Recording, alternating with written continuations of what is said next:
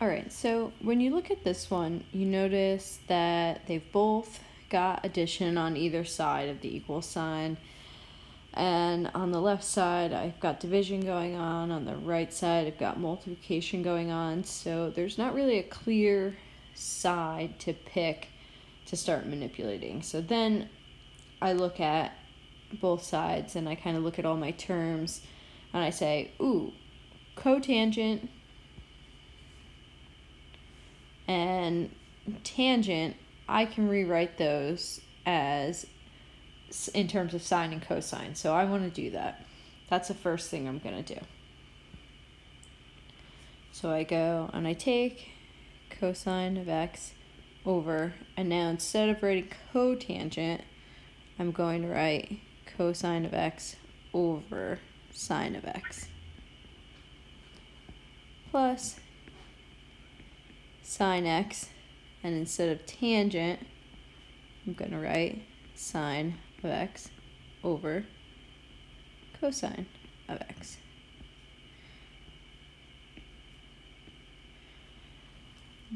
After that, I'm going to simplify my fractions by keeping my first term, which would be cosine of x, changing my sign to multiplication, and flipping my bottom term, which is going to give me sine of x over cosine of x.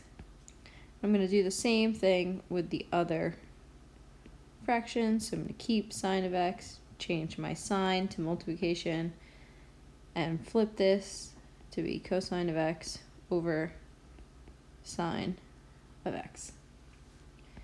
All of this is still squared, so bring that down.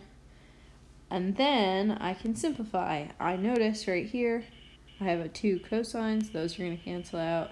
Here, my sines are going to cancel out. So after simplifying, I have sine of x plus cosine of x all squared. So now when I have something all squared, I can rewrite it, I can FOIL it. So this is really like saying sine of x plus cosine of x times sine of x plus cosine of x, and then I'm going to FOIL. I'm going to do my first terms, and I will get sine squared x. I'm going to do my outside terms, which will give me sine of x cosine of x. Then my inside terms give me cosine of x, sine of x. And my last terms give me cosine squared x. Now I can collect like terms here, even though the sine and the cosine are flip-flopped. Multiplication is commutative, so I know that those are still the same thing.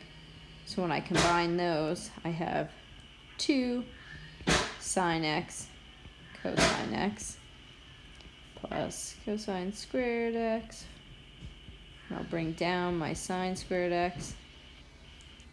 Now I'm intentionally going to rewrite it so that sine squared x and cosine squared x are next to each other. That gives me sine squared x plus cosine squared x plus 2 sine x cosine x. And then I can use my Pythagorean identity here, because I know sine squared plus cosine squared is 1.